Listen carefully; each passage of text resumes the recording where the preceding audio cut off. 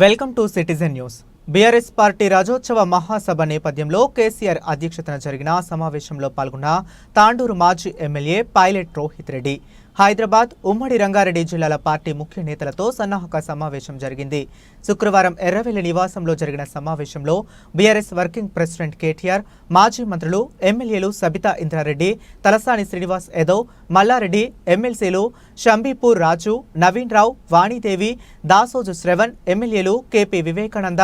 మాధవరం కృష్ణారావు, పద్మారావు గౌడ్, మాగంటి గోపీనాథ్, బండారి లక్ష్మారెడ్డి, దేవిరెడ్డి, సుధీర్ రెడ్డి మరియు ముఠా గోపాల్, మర్రి రాజశేఖర్ రెడ్డి, కాలేరు వెంకటేష్, మాజీ ఎమ్మెల్యేలు కొప్పుల మహేష్ రెడ్డి, డాక్టర్ మెతుకు ఆనంద్, పైలట్ రోహిత్ రెడ్డి, మంచిరెడ్డి కిషన్ రెడ్డి మరియు బీఆర్ఎస్ నాయకులు కార్తీక్ రెడ్డి, మన్నే గోవర్ధన్ రెడ్డి, ముఠా జయసింహ, మాజీ చైర్మన్ మన్నే క్రిషాంక్, మాజీ చైర్మన్ గజ్జల నాగేష్, కుమారి నివేదిత, సాయన్న, పంజాగుల శ్రీశైల్ రెడ్డి తదితరులు పాల్గొన్నారు.